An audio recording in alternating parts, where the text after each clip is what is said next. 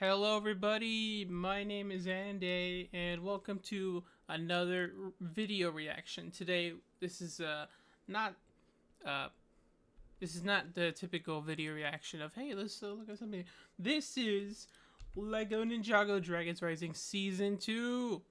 Now, the last season was, I would say, kind of everyone objectively agreed that it's a much better step up from the direction Ninjago was at compared to what it is now.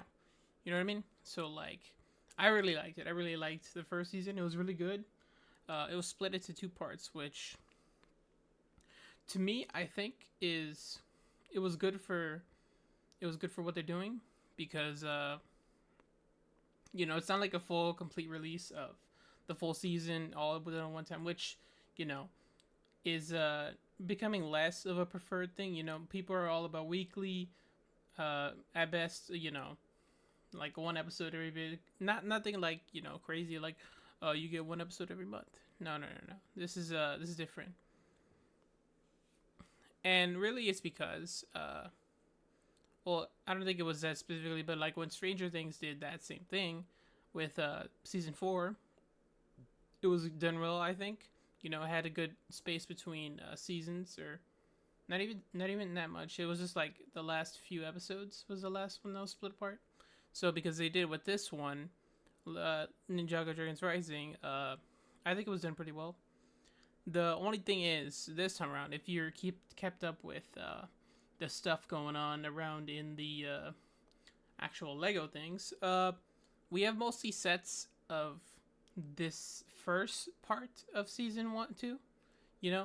It's like mostly of season 2, I believe, like because rumor is the part 2 of season 2 is going to be all about whatever to do with the tournament, and we don't know much about that other than a few not set leaks, but like set descriptions, all that, like just a few things here and there, plus a few images like of Roz or of Kai and Lloyd, I think, or I think Sora is there too. So basically, we don't know what's going on, but from what I like is we're gonna have different set waves based on different parts of a season. So say season 3 comes out and it's gonna be part 1 and part 2. We're gonna get sets of season 1 or season 3 part 1 and season 3 part 2. I think that's a very good way of putting giving us as much as they could of this show that has, to be honest, a lot of things to work with depending on what's seen in the show compared to what could be done in IRL Lego stuff, which to me at least, I am a huge fan of both parts. I like both the Legos and I like the show very, very much. So to do with all that, we are here to react to episode 1 of season 2 part 1. So I think that's all I have to say, really. I didn't react to, there was some shorts that came out, but to be honest, I kind of didn't want to react to them, but I still really enjoyed them, especially with it makes sense with the sets, the mechs. I already have a few of them. I have Sora's mech and Kai. I need to find Cole because they were sold out. But so yeah, those are good. Those were good. I think I like the Lobo part there. They also brought back Venge Stone, which is something they didn't have until or we didn't even see since Edge of Time, I believe, or not. What am I talking about? Edge of Time. That is Spider-Man. Freaking Hands of Time. That season, which to be honest, I never quite finished.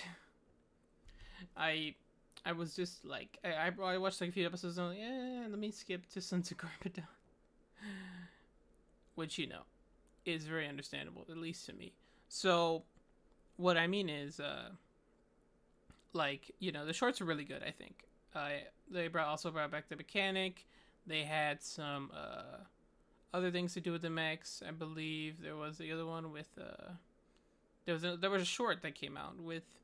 It didn't have much to do with it, but it gave us interesting things, like it brought back the mechanic, but with some Doc Ock legs, which were cool. I'll probably make that into a custom soon. And then Fuji Dove came back. He was awesome. He was stuck in a tree with Guy trying to get him down. It was great. It was very great. And we also saw grown-up Ryu, which he looks pretty good. I think he's very adorable. Even then, I also bought his set, and so yeah, I probably would have reacted to them, but I don't know. It just didn't seem worthy to make a video on to me. But it is canon and is important to the show, so what can you do? If they release other shorts that are also important to the show, I'll probably check them out, or I'll do a reaction. Check them out. I did check those out. Anyways, I've talked long enough. Let's go to Lego Ninjago Dragons Rising Season 2, Episode 1 of Part 1. Let's go. In 5, 4, 3... Okay, before I do that, there's still some other stuff we need to get to clear. Because they left a lot of lingering questions in Season 1 that we still have no idea what's going on. Like, who is the administrator? Who cursed the slugs from not telling them about the merge? Who put the tooth in the crab? Who is Sinner's? What happened to Z-Trix? Who is Roz's master? Very interesting questions that I am very excited to see where, if really anytime soon, that they could answer this, because really they could span these on to many seasons ahead, because clearly this time around they're cooking. Let them cook. Anyways, I think I've discussed all I did much lately without stumbling over my words until just now. Let's get into Lego Ninjago Rising Episode 1. They don't have episode titles here. This is how new it is to Netflix, but it's fine. Let's get into it. Season 1, Episode 1 in 3, 2, 1. Ooh. Ominous. There they are. I can't believe all this is here. Hmm. In Imperium, we were always taught the wildness was nothing but lava pools. And gross melons. The lava wastes are but one region of my land. Roz. Diamond glaciers, the Forever Rock Chima mention is cool. That was a good episode. A good introduction. Like it sets up a lot of things, but also like has a lot of mystery to it. Especially with what was going on there. Hey, that was the wrong thing. Okay, why is it up there now? What is that? What is on my thing? Hello? Oh, it's... Hold on. There. I always keep saying it. Why is it there? Technical errors on my part, my behalf.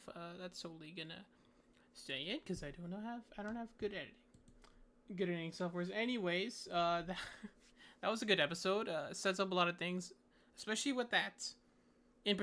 I'll talk about it rest of it, but in particular, that one scene where it goes into Lloyd's vision. It's not the same one that we saw in the trailers. It has bits of it, but it's also different. It has well, first there was that scene where Sora gets smushed under rocks, and then Beatrix, which is interesting because why would she be back so soon? And she had like a stone sword kind of thing, which is interesting. So like, what is the deal with all that? Like, what does that mean for... Like, what does that mean for the story? Hold on, let me see. Find it better. Yeah, it showed her. She was back. She doesn't have a cape, I don't think. Yeah, no cape. And she's also wearing a different, like, crown kind of piece, or a different armor piece on her, like particularly around the neck area. Okay, well, it's not this. It's missing the shoulder pads. Yeah, she has like a. It's almost like a no, okay, I didn't mention this in the thing, but in when they had one of their shorts, right? It was Roz at the Shadow Dojo, and in that one they revealed that actually he came from Chima. The wildness is Chima. Ochima, that being Chima, spoiler warning. For Chima, it was this huge island, or this island, floating island, that was on top of a landmass that we never got. Now we never seen what was to deal with that, what that was, and through season, I believe 5 of Ninjago, it was possession, right? And in that final battle between Lloyd and Moro, they were fighting each other, and they ended up in the realm of Chima. There was a scene where they both fall like 100 feet in the air, landing on Lloyd.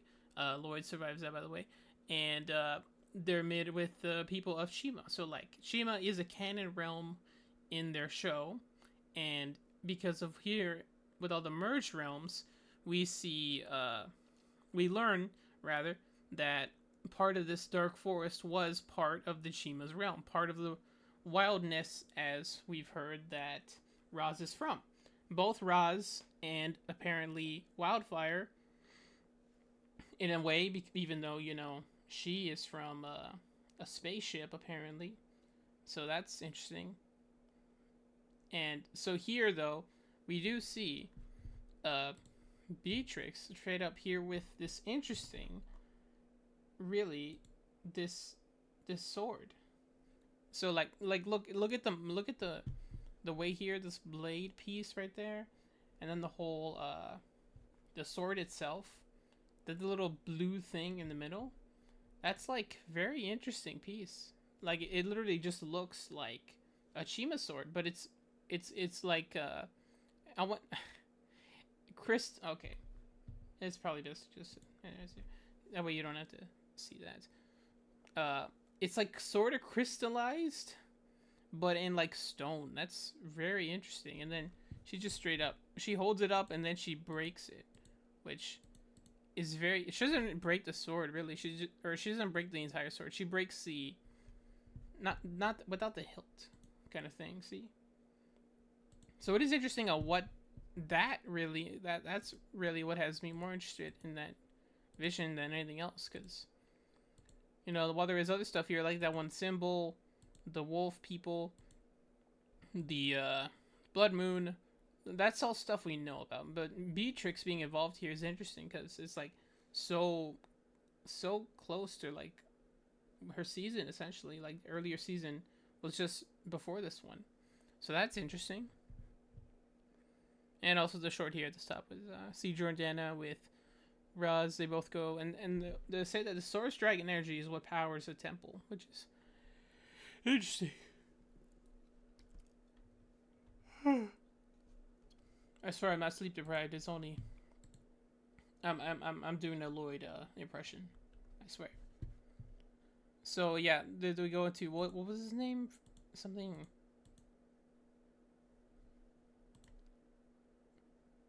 His name here is said. Hold on. I literally just forgot his name. The guy who was there watching.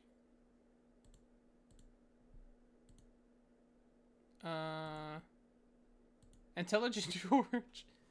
He's like Ninjago's conspiracy theorist, but he do be asking the important questions. Where is Master Wu, Jay, and Golem Pixel? And they bring up the Night Ghost, which I don't doubt that is probably something that actually exists, because we've seen before there are ghosts that literally are. There's ghosts, there's spirits, there's spirits that resemble skeletons, and there's ghosts that are from the cursed realm, and there's from that are howlers. It has like different levels of ghosts. You have to I'm explaining deep in the Ninjago lore today. But I like how we don't even see Lloyd in the beginning. We just see him coming up asleep on the training course. It's like actually very funny. But yeah, like there is a lot of stuff here going on. But I like how Creel, we still go back to, you know, the other side characters like Creel. She was introduced in the first season, and she's pretty great. She's fun. And I like how here we do see Cinder, and his voice is very fitting, I think, because we never heard his voice in the trailers, but hearing it now, it really fits him. So we see here he goes to try to steal whatever this special hammer is that'll hit the sigil. And wait a minute, Hold on. Let me see. Is it me or is that a skull back there in the bookshelf? Bro, that's concerning. Okay. I don't want to have that keep popping up, and I don't want to have that keep showing up there. And also, there's a trident and a spear there too. That's cool. That's very cool. Yeah, there's just a random skull over there. Don't worry about that. That's not important. What is important is Cinder, and they do establish thing is that the Master of Smoke, which Lloyd was on point with that, but also like, what happened to Ash? Did he die? Did he have a son?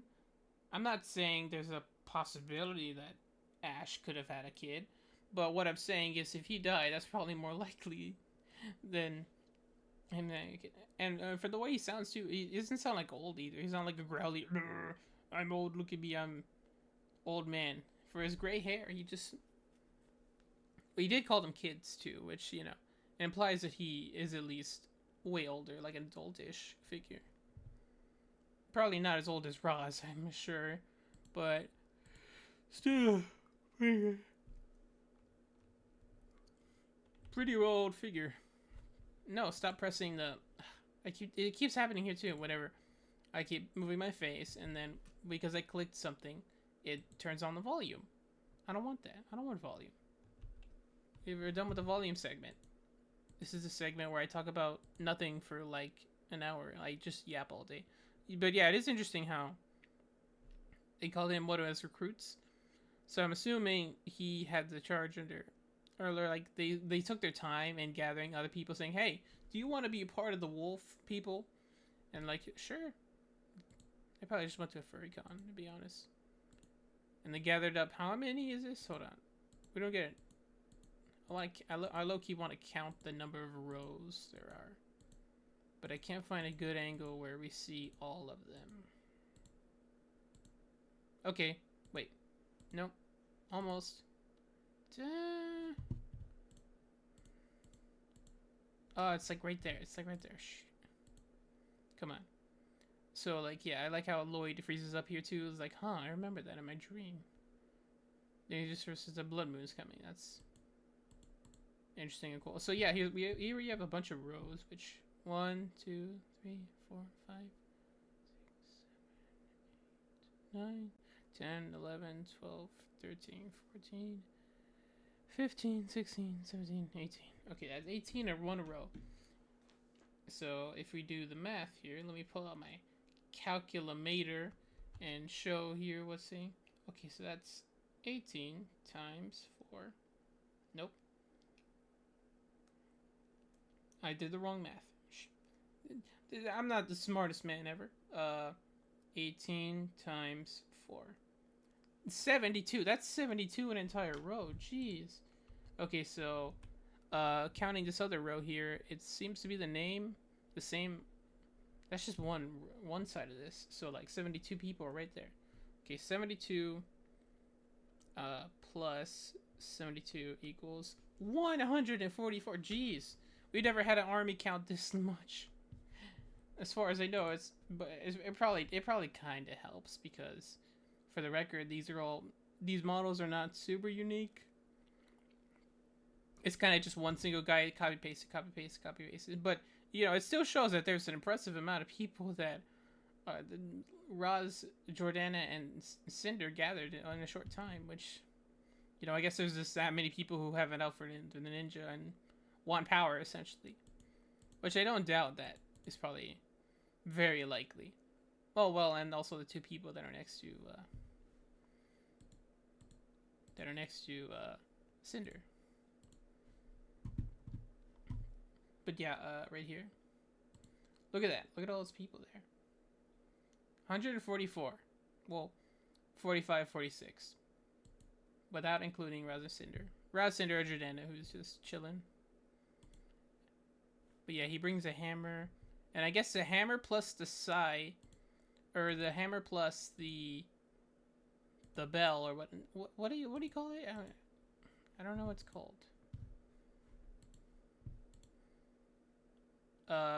Freaking the gong. That's the word I was looking for. When he hits the gong, of, I don't know if this is true, but apparently that this little face guy on the gong is the face of Raz's master, which is very interesting.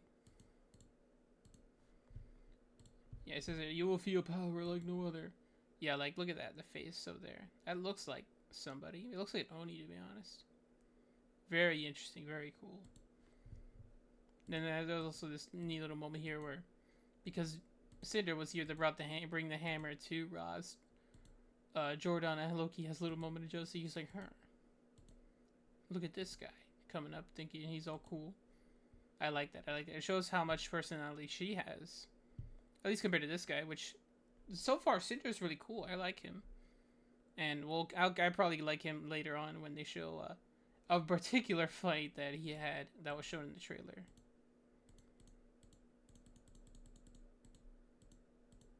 Yeah. Yeah, Gongri. Yeah, you see right here. This is neat. This is really neat. Look at her. She's real shy at this guy. Look at him. Look at this boy. Yeah. Yeah, I'm very interested. I can't wait to see the rest of these episodes.